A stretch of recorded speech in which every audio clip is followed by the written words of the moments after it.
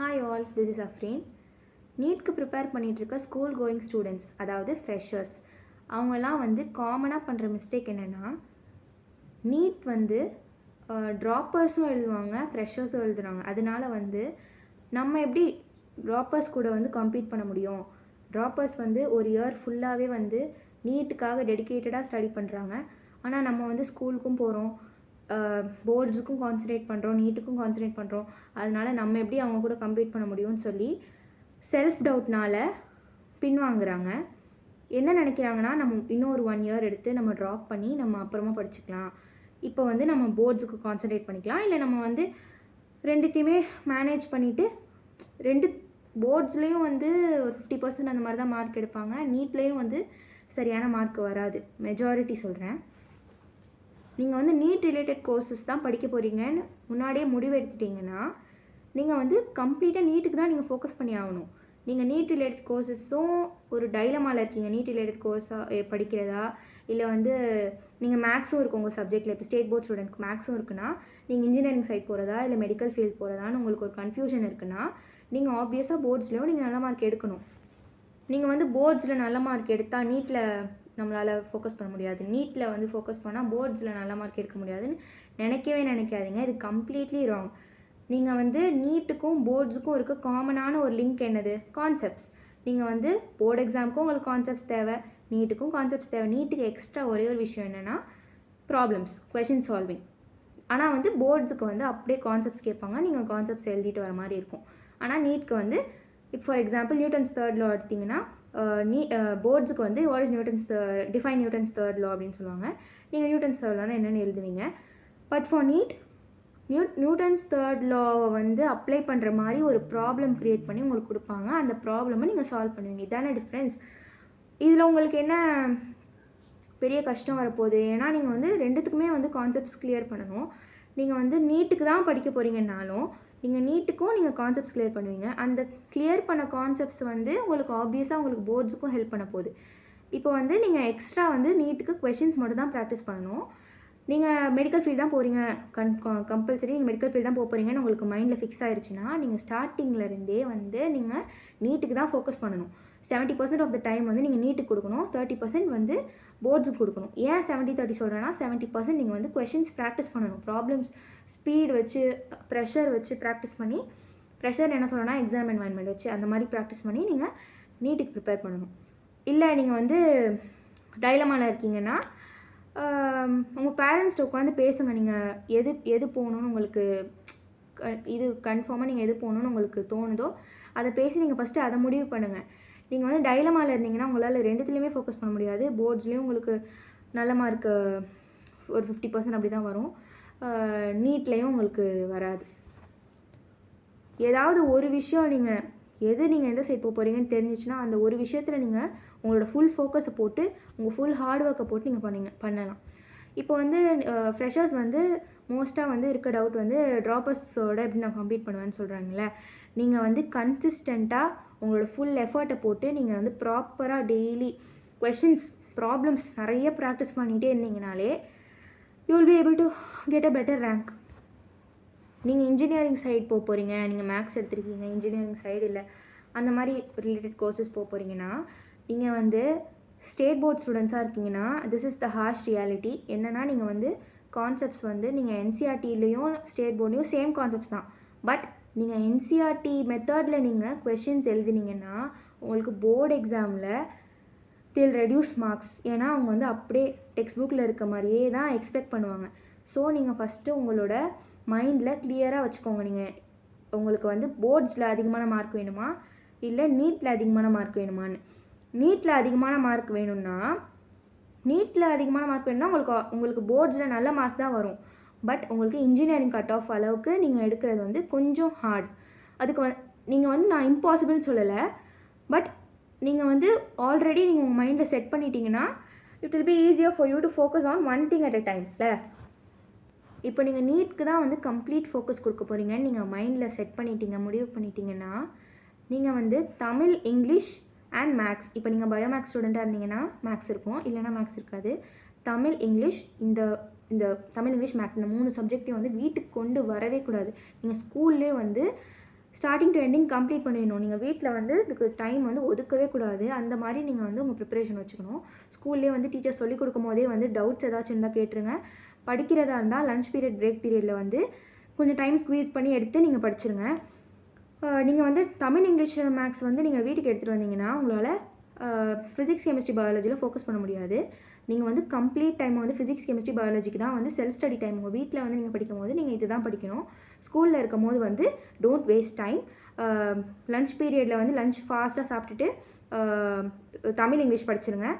அப்புறம் வந்து மேக்ஸ் வந்து டீச்சர்ஸ் கிளாஸில் சொன்னோடனே முடிச்சிருங்க. ஐ மீன் அப்படியே அவங்க சொல்லும் போதே வந்து சைமல்டேனியஸாக நீங்களும் சால்வ் பண்ணி பார்த்துருங்க. ஹோம் ஒர்க் சம்ஸ் ஏதாச்சும் இருந்துச்சுன்னா ஒரு ½ hour வச்சு நீங்கள் வீட்டில் வந்து ப்ராக்டிஸ் பண்ணிக்கலாம். ஐ அஸ்யூம் ஸ்கூல் ஸ்டூடெண்ட்ஸ் வந்து 7 to 5 மார்னிங் 7 o'clock போவீங்க. அப்புறம் ஒரு 5 ட்ராவல் டைம் இன்க்ளூட் பண்ணால் ஒரு 5 o'clock வந்துடுவீங்களா? அதுக்கப்புறத்துலேருந்து உங்களுக்கு வந்து நைட்டு தூங்குற வரைக்கும் ஒரு 7 to 8 hours இருக்குமா? நீங்கள் வந்து இப்போ வந்து கோச்சிங் போகிற ஸ்டூடெண்ட்டாக இருந்தீங்கன்னா நீங்கள் கோச்சிங் போயிடுவீங்க. இல்லைனா நீங்கள் செல்ஃப் ஸ்டடி பண்ணியே ஆகணும் அந்த டைமில் ஃபார் நீட். ஓகேவா? இப்போ வந்து நீங்கள் கோச்சிங் போகிறீங்கன்னா சாட்டர்டே சண்டேயில் நீங்கள் கன்ஃபார்மாக வந்து கம்ப்ளீட் செல்ஃப் ஸ்டடி தான் பண்ணணும். இந்த வீடியோஸ் பார்த்து படிக்கிறதெல்லாம் பண்ணக்கூடாது. நீங்களே உட்காந்து உங்கள் மைண்டில் ஒன்று ஒன்றா ஏற்றி நீங்களே கொஷின்ஸ் ப்ராக்டிஸ் பண்ணி பார்க்கணும். ஏன்னா கோச்சிங்லேயும் வந்து கான்செப்ட்ஸ் தான் சொல்லி தருவாங்க. கொஷின் ப்ராக்டிஸ் பண்ணுறதுக்கு அவ்வளோவா டைம் இருக்காது. கொஷின் அவங்க ப்ராக்டிஸ் சால்வ் பண்ணி காமிச்சா கூட நீங்களே உட்காந்து செல்ஃபாக சால்வ் பண்ணுறது வந்து நீங்கள் வீட்டில் வந்து கண்டிப்பாக பண்ணியே ஆகணும். இதெல்லாம் பண்ணிவிட்டு நீங்கள் வந்து ப்ராப்பராக உங்கள் ஸ்லீப் ஷெடியூல் மெயின்டைன் பண்ணலன்னா எவ்ரிதிங் வில் கோ டு பின். ஓகேவா? நீங்கள் வந்து ஃப்ரெஷராக இருந்தே கிளியர் பண்ணுன்றது வந்து அவ்வளோ ஈஸி கிடையாது. அதனால வந்து நீங்கள் எந்த விஷயத்துக்கும் ப்ளேம் பண்ணிகிட்டு இருக்கக்கூடாது. இப்போ வந்து எனக்கு நாளைக்கு வந்து டெஸ்ட் இருக்குது, எனக்கு போர்ட்ஸுக்காக எனக்கு டெஸ்ட் இருக்குது, அதனால் நான் அதுக்கு படிக்க போகிறேன் அப்படின்னு சொல்லி ப்ளேம் பண்ணிங்கன்னா உங்களுக்கு தான் லாஸ். நீங்கள் நீட் கிளியர் பண்ணணுன்ற முடிவு எடுத்துட்டீங்கன்னும் போது நீங்கள் வந்து நீட்டுக்காக எப்படியாச்சும் எங்கே இருந்தாச்சும் நீங்கள் டைம் ஸ்குவீஸ் பண்ணி எடுத்து நீங்கள் படித்தே ஆகணும். அப்போ தான் உங்களால் முடியும். உங்கள் மைண்டில் வந்து நீங்கள் 11th 12th படிச்சுட்டு இருக்கும்போது இன்னும் ஒரு இயர் ட்ராப் எடுக்கணுன்ற மைண்ட் செட்டே உங்களுக்கு வரவே கூடாது. அது வந்துருச்சுனாலே உங்களால் வந்து கண்டிப்பாக வந்து ஃபோக்கஸ் பண்ண முடியாது. நீங்கள் என்ன நினைப்பீங்கன்னா 1 year எடுத்து படிச்சுக்கலாம், இப்போ நம்மளுக்கு இதெல்லாம் இருக்குது, நம்மளால் ஃபோக்கஸ் பண்ண முடியாது அப்படின்னு நீங்களே உங்கள் மைண்டை வந்து இது பண்ணிப்பீங்க. அதனால் அது மட்டும் பண்ணிடாதீங்க, அந்த தப்பு. நீங்கள் 11th ஸ்டாண்டர்ட்லேயே உங்கள் நீட் ப்ரிப்பரேஷன் ஸ்டார்ட் பண்ணிட்டீங்கன்னா நீங்கள் ஆப்வியஸாக 11th ஸ்டாண்டர்ட்லேயே கம்ப்ளீட் பண்ணிப்பீங்க 11th போர்ஷனை. இப்போ வந்து நீங்கள் 12th ஸ்டாண்டர்டில் தான் வந்து நீட் ப்ரிப்பரேஷன் ஸ்டார்ட் பண்ணுறீங்கன்னு வச்சுக்கோங்களேன்.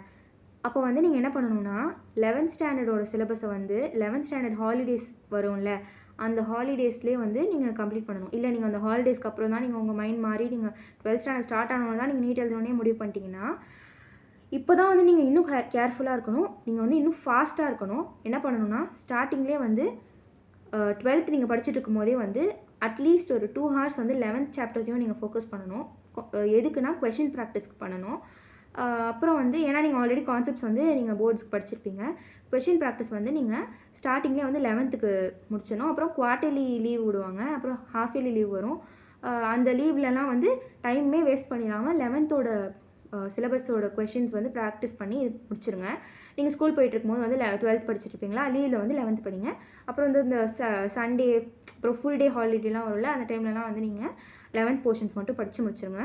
அப்புறம் 12th வந்து நீங்கள் ஸ்கூல் கோயிங் டேஸ்லேயே முடிச்சிருவீங்க. நீங்கள் வந்து பயோமேக்ஸ் ஸ்டூடெண்ட்டாக இருந்தீங்கன்னா போர்டு எக்ஸாம்ஸ்க்கு ஒரு 1.5 months முன்னாடியே ஸ்டார்ட் பண்ணிடுங்க. ஏன்னா மேக்ஸ் கொஞ்சம் வந்து நீங்கள் உங்களுக்கு ஒரு 50% மார்க் போதும்னு நினச்சிங்கன்னா ஒரு 1 month பிஃபோர் போர்ட்ஸ் நீங்கள் ஸ்டார்ட் பண்ணிக்கலாம். இல்லை உங்களுக்கு வந்து ஏன்னா வந்து மோஸ்ட் ஆஃப் த பேரண்ட்ஸ் வந்து போர்டு எக்ஸாம் மார்க்ஸையும் பார்ப்பாங்க. சேட் ரியாலிட்டி அதுதான். என்ன சொல்லுவாங்கன்னா போர்டு எக்ஸாம்லேயே உனக்கு மார்க் வரல, நீ என்ன நீட் எழுதி கிழிக்க போகிறேன்னு கேட்பாங்க. அதனால வந்து நீங்கள் போர்ட்ஸுக்கும் நீங்கள் ஃபோக்கஸ் பண்ண மாதிரி இருக்கும். நீங்கள் வந்து மேக்ஸ்க்கு வந்து மேக்ஸ் உங்கள் பயோமேக்ஸ் ஸ்டூடெண்ட்டாக இருந்தீங்கன்னா 1.5 months முன்னாடியே ஸ்டார்ட் பண்ணிடுங்க. மேக்ஸ் வந்து டெய்லி ப்ராக்டிஸ் பண்ணுங்கள். அப்புறம் வந்து நீங்கள் வந்து போர்ட்ஸுக்கு கான்சென்ட்ரேட் பண்ணுங்கள் பேசிக்கலி, அவ்வளோதான். அதுக்கப்புறம் போர்ட்ஸ் முடிஞ்சதுக்கப்புறம் எந்த ஸ்ட்ரெஸ்ஸையும் மைண்டில் எடுத்துக்காதீங்க. போர்ட்ஸ் நீங்கள் சரியாக பண்ணலை அப்படின்னா கூட நீங்கள் மைண்டில் எடுத்துக்காதீங்க. நீங்கள் இதுக்கு படிச்சிருந்தாலே அதுக்கும் நல்லா தான் படிச்சிருப்பீங்க, உங்களுக்கு மார்க் நல்லா தான் வரும். உங்கள் மைண்ட் தான் வந்து உங்களுக்கு உங்களோட ஃபுல்லஸ்ட் நீங்கள் போர்ட்ஸுக்கு கொடுக்காததுனால உங்களுக்கு வந்து உங்களுக்கு மார்க் வராதுன்ற ஒரு ஃபீலிங்கே இருக்கும். மார்க் வர வரைக்கும் உங்களுக்கு அந்த ஃபீலிங் இருக்கும். அதனால் அதெல்லாம் நினச்சி வரி பண்ணிக்காதீங்க. நீங்கள் வந்து என்ன பண்ணணுன்னா ஒரு போர்டு எக்ஸாம் முடிஞ்சு ஒரு 3 days அந்த மாதிரி பிரேக் எடுத்துக்கோங்க. ஏன்னா உங்களுக்கு கம்பல்சரி பிரேக் தேவை. ஏன்னா உங்கள் மைண்ட் ஆல்ரெடி வந்து ஸ்லீப்லெஸ்ஸாக இருக்கும், ஸ்லீப்லெஸ் நைட்ஸ்லாம் நீங்கள் இது பண்ணியிருப்பீங்க. அதனால வந்து ஒரு 3 days மினிமம் நீங்கள் வந்து ஒரு பிரேக் எடுத்துக்கோங்க. இல்லை உங்களுக்கு ரொம்ப பயமாக இருந்துச்சுன்னா ஒரு 2 days பிரேக் எடுத்துக்கோங்க. அதுக்கப்புறம் நீங்கள் 11th and 12th simultaneous revision பண்ணணும். ஷார்ட் நோட்ஸ் நீங்கள் ஆல்ரெடி பண்ணியிருப்பீங்க, அந்த ஷார்ட் நோட்ஸ் வச்சு நீங்கள் ரிவிஷன் பண்ணணும். 11th and 12th சைமல்டேனியஸாக பண்ணுறீங்களா? அப்புறம் வந்து ஃபைனலாக வந்து 11th and 12th complete revision பண்ணிவிட்டு நீட்டுக்கு போயிடுங்க. அவ்வளோதான். இது எல்லாமே நீங்கள் பண்ணலாம். ஆனால் உங்களுக்கு வந்து ஃபஸ்ட்டு விஷயம் நீங்கள் உங்கள் மேலே நம்பிக்கை வைக்கணும். ஃப்ரெஷராக இருந்தே நான் வந்து கிராக் பண்ண என்னால் முடியுன்ற நம்பிக்கை நீங்கள் வச்சா மட்டும்தான் நீங்கள் அதுக்கான ஸ்டெப்ஸ் எடுப்பீங்க. நீங்கள் அந்த நம்பிக்கை ஃபஸ்ட்டு உங்கள் மேலே செல்ஃப் டவுட் உங்களுக்கு வந்துருச்சுன்னா அதுக்கு அடுத்து நீங்கள் வந்து ப்ரொசீட் பண்ணுறதுக்கே உங்களுக்கு வந்து மோட்டிவேஷனே இருக்காது. ஒரு விஷயம் நம்மளுக்கு வரும், நம்மளால் முடியுன்ற கான்ஃபிடென்ஸும் மோட்டிவேஷனும் இருந்தால் மட்டும்தான் நம்ம வந்து அதை பண்ணுவோம்.